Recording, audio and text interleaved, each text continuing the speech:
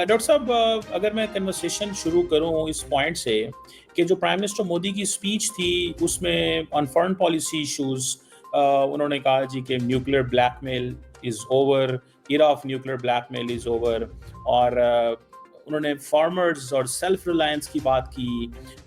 उन्होंने कहा कि हम टेक्नोलॉजी में पहुंच जाएंगे। उन्होंने आरएसएस की बात की, रेड फोर्ट से कि 100 साल हो गए हैं। उन्होंने कहा जी कि ये जो डेमोग्राफिक चेंजेस हैं इसके ऊपर कि ये जो बाहर से लोग आए हैं इनको निकालें। ऑपरेशन सिंदूर के बारे में, इकोनॉमी के बारे में, सुदर्शन चक्रा 2035 का एक जिक्र किया कि नया हम अपना देसी आयरन डोम बनाएंगे। What do you make of that? ये जो स्पीच उन्होंने की है सर, अगर मैं जस्ट एक इसको हम होलिस्टिक अगर इसको थोड़ा सा एनालिसिस करें। देखिए, मैं प्राइम मिनिस्टर मोदी की तकरीरें सुनना छोड़ दिया। वो उनको बस एक बहाना चाहिए मुसलमानों के खिलाफ कुछ कहने के लिए, और ये डेमोग्राफिक जिहाद की बात कर रहे हैं, और that is the new trend कि डेमोग्राफिक जिहाद हो रहा है। यहाँ पे लाखों गुजराती घुसपैठिया आ गए हैं अमेरिका में।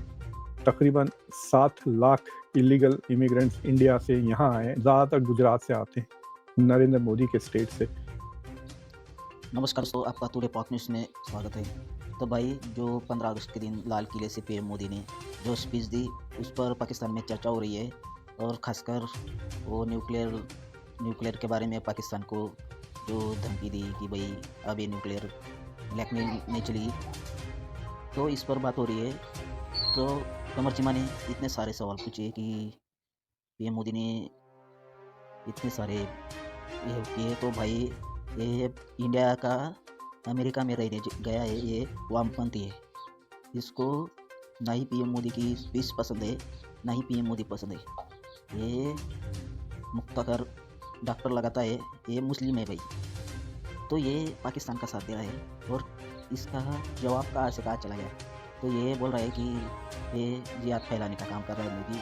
इसमें क्या जिहाद का नाम आया भाई? उसको मिर्ची ये लगी है कि आरएसएस का नाम लिया गया है ना, विपक्ष को भी मिर्ची लगी है, इस भाई को भी मिर्ची लगी है। चलो ज़्यादा देर ना करते हुए देखते हैं और क्या बोल रहे हैं। तो क्या हम उनको भी ऐसा ही ट्रीट करें जैसा वो ट्रीट करते हैं इमिग्रेंट्स को, रेफ्यूजीज़ को? तो I think I stop taking Narendra Modi seriously.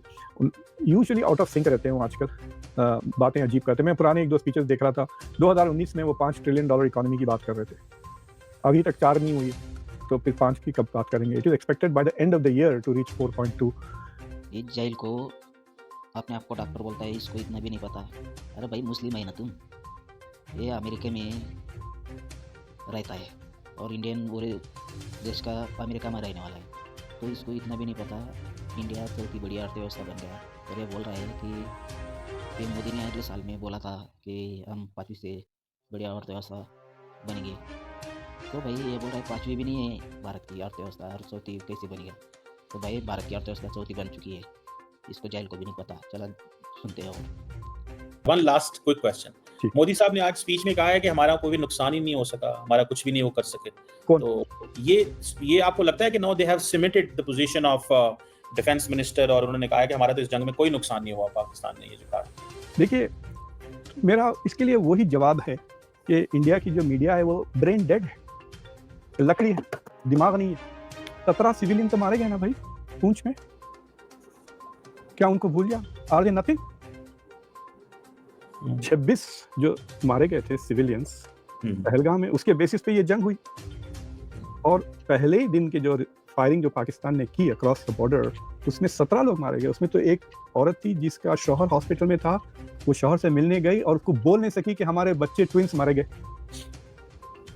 ठीक है, 17 लोग मरे, उसका कोई जिक्र नहीं। ये डायलॉग अजीत डोवल ने भी किसी यूनिवर्सिटी में जाके मारा था कि विंडो पेन भी नहीं टूटा। मतलब इट इज सो स्ट्रेंज। मतलब वो जो लोग परेशान हो रहे हैं कि 3 हवाई जहाज गिरे हैं, रफाले गिरे हैं, ये उनके लिए है। Nobody is convinced, the opposition is obviously not convinced. मैं अभी द वायर पे एक शो देख रहा था, तो उस पर वो पता नहीं किससे बात कर रहे थे, वरदराजन जो होस्ट थे, ही वाज सेइंग कि भाई कोई प्रूफ नहीं दिया इंडिया के चीफ ऑफ एयर स्टाफ ने कि हमने पाकिस्तान के जेट्स, ना किसी इंटरनेशनल मीडिया में। जो दूसरी चीज़ें जो पाकिस्तान ने की, इंडिया ने की, जैसा कि जो टारगेट्स उन्होंने टेररिस्ट कैंप्स को हिट किए, कहा, और फिर उसके बाद जो एयर बेसिस को मारा, तो उसमें आपने देखा न्यूयॉर्क टाइम्स वगैरह सैटेलाइट इमेजरी लगाकर they have confirmed some of those hits. But इसका तो कोई जिक्र ही नहीं। और वो एक बहुत इंटरेस्टिंग बात कह रहे थे वो साहब, he said कि पाकिस्तान में मीडिया डिसिप्लिन नहीं है। यानी जिस तरह से मैंने वेंट्रोलोकिज्म का मिसाल दिया ना कि मीडिया तो ब्रेन डेड भी है और मुक्की भी है। आवाज़ आती है प्राइम मिनिस्टर से, ऑफिस से, इनके मुंह से निकलती है। पाकिस्तान के पास वो कैपेसिटी भी नहीं है।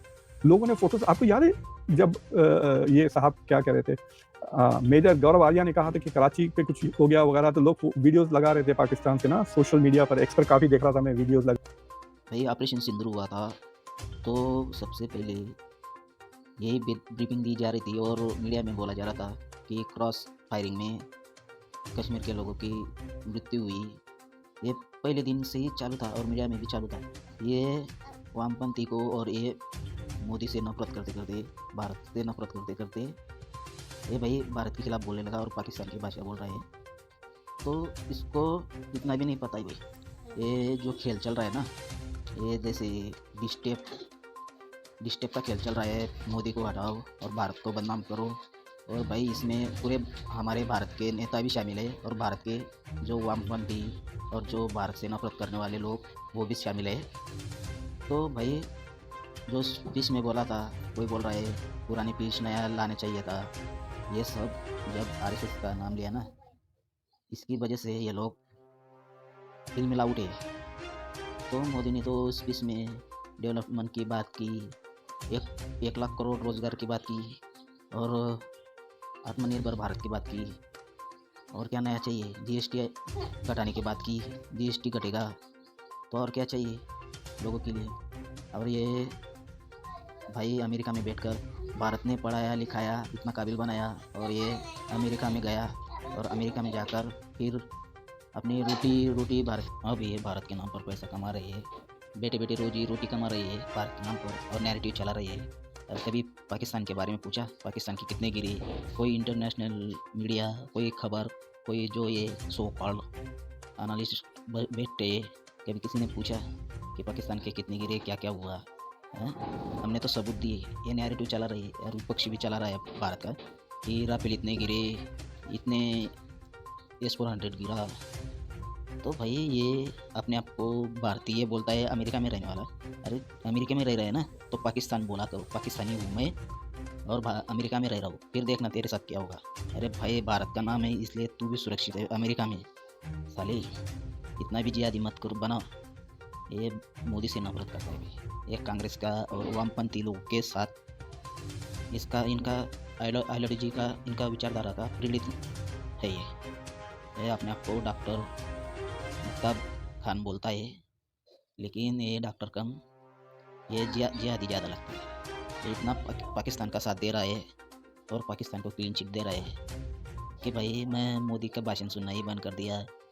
अरे भाई जब डोनाल्ड ट्रंप मोदी के साथ था तो ये डोनाल्ड ट्रंप को गालियाँ देता था। पहले डोनाल्ड ट्रंप मोदी के साथ था ना, दोस्त था, तो ये डोनाल्ड ट्रंप को गालियाँ देता था। फिर अब डोनाल्ड ट्रंप ने जब से भारत के रिश्ते ख़राब होने लगे तो डोनाल्ड ट्रंप को अच्छा मानने लग गया है। तो भाई तो ये तो हालत ही इन लोगों की है। ये चालू में जैसे पाकिस्तानी पलटते वैसा ये पलटी मारते ये लोग। ये सुविधा देख कर बात करते ये लोग, इनको पता तो नहीं रहता है।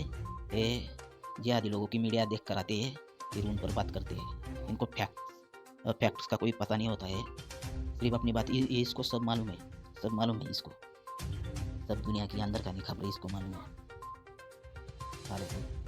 भाई ये ऐसी बातें कर रहा है कि मोदी ने तो ऐसा कर दिया, वो ऐसा कर दिया। भाई वीडियो कैसी लगी शेयर सब्सक्राइब कमेंट करना। मिलते हैं अगली वीडियो। धन्यवाद।